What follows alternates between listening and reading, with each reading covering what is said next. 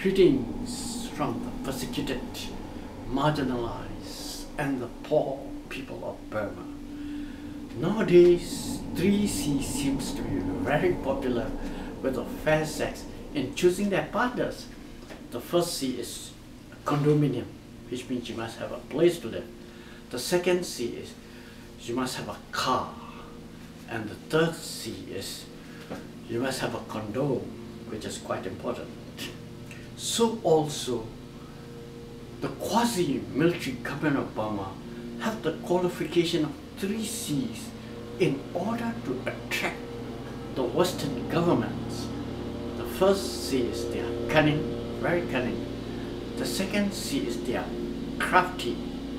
And the third C is their cruelty. That is why the regime was able to get $75 million from Britain, Norway, Australia and Switzerland via the United Nations Population Fund in order to implement its chauvinistic Myanization policy and ethnic cleansing under the sly pretext of national census. The people of Burma, especially the ethnic nationalities, who in fact are the majorities, knows their lies and deceit and the pretense for so many years, more than half a century. But it is only now that the international community knows of what really is Myanmar. The latest fashion for dictators is to appear as democratic as possible. For example, the newly installed regime in Egypt have drafted a constitution that will give the military a decisive role, but at the same time it have a referendum in order to promote the appearance of democracy and self-government, even as more and more opponents are put into prison. Burma is more than that. The current generals, Now and Murphy, have never admitted their fault, had never admitted their mistakes, and have never asked for forgiveness, not to mention punishing them. This explicitly means that they will repeat the same mistake, the same atrocities as they have done for more than half a century if things doesn't go their way.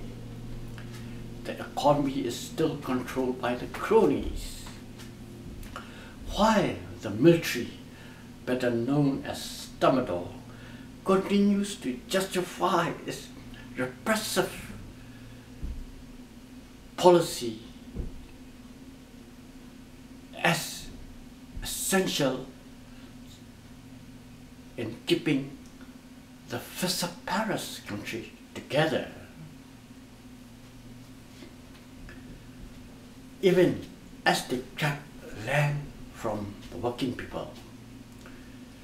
But the critical question in 2015 is, will the generals able to reach their goal and install a soft authoritarian rule instead of hardcore dictatorship with the tacit support of the West and join in the pretense?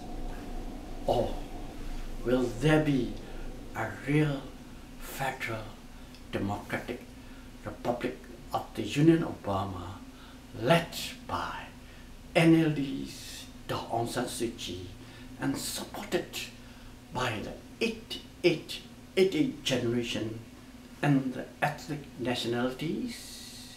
Of course, the matter will be decided by Burma's 60 million or so people strategically located between China, India and Thailand.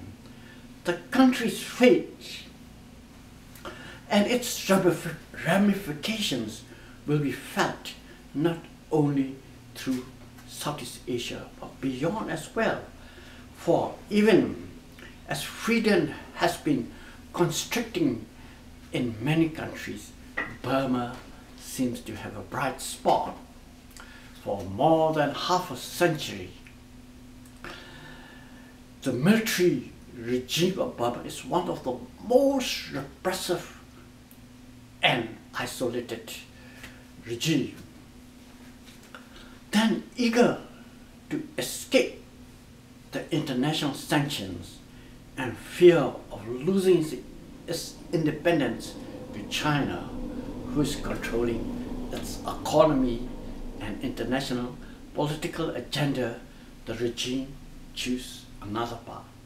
But which path is the regime chosen? Is it for democracy or window dressing? True full elections are scheduled to be held in 2015, but it will be meaningless if the 2008 Nagas constitution is not changed. This is not only because it excludes Aung San Suu Kyi from presidency, though barring the nation's most qualified, competent, sincere, dedicated and popular politician would in itself make the vote illegitimate. It's also because the existing constitution, like Egypt's charter, preserved the military as untouchable. For example, by reserving the 25% of the parliament seat for the military. This is not compatible with democracy at all. There still need a great deal to be done for Burma's transition to democracy. The question is whether the Tamil generals think that they can stop halfway, retain their power, and impose their pseudo-democracy, or whether the people of Burma will be allowed to freely choose their own leaders. The Obama administration, together with the European allies, in lieu with Japan and Australia, should take great care that they will not be swindled again this time, as the regime has done in the census. By eulogizing its democratic reforms with the lifting of sanctions, granting of lavish aids, and claiming to be a foreign policy success, will send the wrong signal. The people of Burma needs your generous support to throw out the yoke of this repressive system.